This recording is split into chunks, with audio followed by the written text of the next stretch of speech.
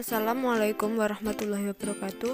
Saya Minatul Anggreni, NIM 41190280 dari kelas Ekonomi Syariah I. Di sini saya akan menjelaskan materi tentang penilaian saham. Apa sih itu saham? Saham adalah satuan nilai atau pembukuan dalam berbagai instrumen finansial yang mengacu pada bagian kepemilikan sebuah perusahaan. Dengan menerbitkan saham memungkinkan perusahaan-perusahaan yang membutuhkan pendanaan jangka panjang untuk menjual kepentingan dalam bisnis saham atau efek ekuitas dengan imbalan uang tunai. Ini adalah metode utama untuk meningkatkan modal bisnis selain menerbitkan obligasi. Saham dijual melalui pasar primer atau pasar sekunder. Saham preference sering disebut sebagai surat berharga hybrid karena memiliki karakteristik gabungan antara obligasi dan saham biasa, karena bisa menghasilkan pendapatan tetap atau seperti bunga obligasi. Biasanya saham preferen memberikan pilihan tertentu atas hak pembagian dividen. Ada pembeli saham preferen yang menghendaki penerimaan dividen yang besarnya tetap setiap tahun. Ada pula yang menghendaki didahulukan dalam pembagian dividen dan lain sebagainya. Seperti halnya saham biasa, saham preferen membayarkan dividen dan tidak mempunyai jatuh tempo. Akan tetapi, saham preferen juga bersifat seperti obligasi, yaitu dividen yang dibayarkan dalam jumlah yang tetap. Secara umum, karakteristik saham preferen antara lain: 1. Saham preferen ada berbagai tingkatan. 2. Mempunyai hak utama atas dividen dan dividen kumulatif. 3. Mempunyai hak klaim terlebih dahulu dibanding saham biasa atas aset dan penghasilan perusahaan. 4. Mempunyai jangka waktu tidak terbatas, tetapi tidak menutup kemungkinan adanya pembelian kembali oleh perusahaan. 5. Dapat dikonversi menjadi saham biasa. Dan yang terakhir yaitu memiliki profitabilitas lebih tinggi dari saham biasa dalam pembagian dividen. Rumus dari saham preferen adalah NS0 sama dengan D dibagi R, di mana NS0 sebagai nilai intrinsik, D sebagai dividen, dan R sebagai tingkat pengembalian investasi yang dikehendaki oleh investor atau required rate of return. Contoh kasusnya adalah PT Kawula Indonesia memberikan saham dividen setiap periode sebesar Rp1.000 per lembar saham. Adapun diskon rate yang disyaratkan senilai 10%. Hitung berapa harga saham preferen sekarang? Nah, perhitungannya sebagai berikut. Diketahui dividennya atau D sebesar Rp1.000, R-nya yaitu sebesar 10%. Jadi NS0 sama dengan D dibagi R sama dengan Rp1 dibagi 10% sama dengan Rp10.000. Jadi harga saham preferen sebesar Rp10.000 per lembarnya. Definisi dari penilaian saham biasa atau valuation of common stock. Common stock adalah nama lain dari saham biasa. Ini merupakan surat berharga yang dimiliki oleh pemilik perusahaan sebenarnya. Jadi, untuk pemilik common stock ini akan menanggung semua keuntungan sekaligus resiko bisnis yang terjadi dalam perusahaan. Tak hanya itu, pemilik common stock ini tidak memiliki hak istimewa. Saham biasa mewakili kepemilikan dalam perusahaan. Jika pemegang obligasi berkedudukan sebagai kreditur, maka pemegang saham biasa berkedudukan sebagai pemilik perusahaan. Karakteristik saham biasa adalah: 1. Berhak atas pendapatan perusahaan berupa dividen yang dapat diterima dalam bentuk dividen tunai maupun dividen saham. 2. Berhak atas aset perusahaan apabila perusahaannya dilikuidasi. 3. Berhak atas HMEDT pada saat perusahaan melakukan penawaran terbatas atau right issue. Keempat yaitu tanggung jawab terbatas, yang berarti tanggung jawab pemegang saham hanya sebatas nilai saham yang dimiliki dan tidak memiliki tanggung jawab secara pribadi yang menjadikan harta pribadi sebagai jaminan. Dan yang terakhir yaitu berhak mengeluarkan suara untuk mengambil keputusan dalam RUPS mengenai segala hal yang berkaitan dengan manajemen perusahaan, pembagian dividen, serta pembagian kekayaan perusahaan.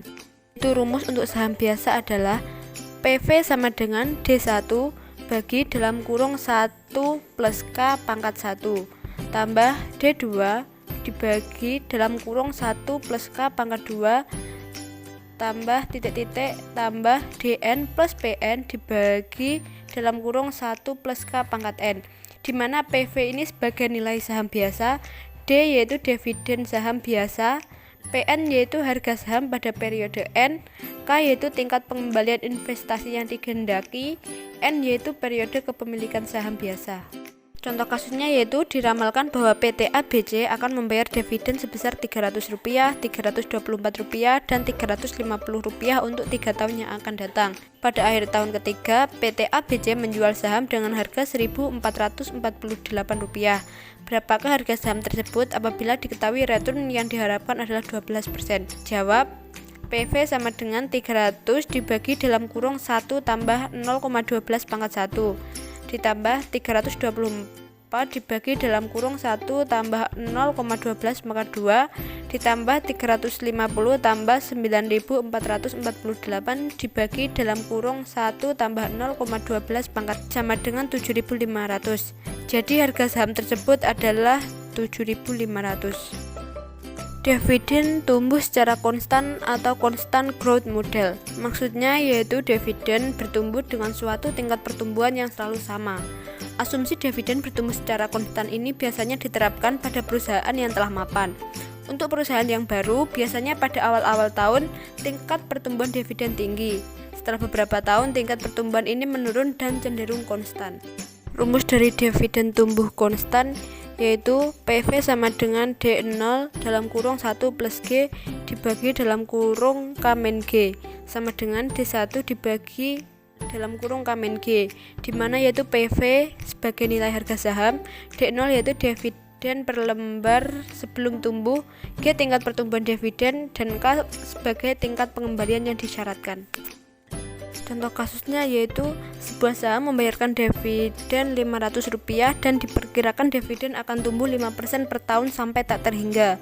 Jika tingkat pengembalian yang disyaratkan investor 20%, hitung nilai intrinsik saham tersebut. Jawab yaitu PV sama dengan D0 dalam kurung 1 plus G dibagi dalam kurung KS min G sama dengan 500 dalam kurung 1,05 dibagi dalam kurung 0,2 min 0,05 sama dengan 3.500. Jadi nilai saham biasa sebesar Rp3.500. Dividen tumbuh secara tidak konstan atau non-constant growth model.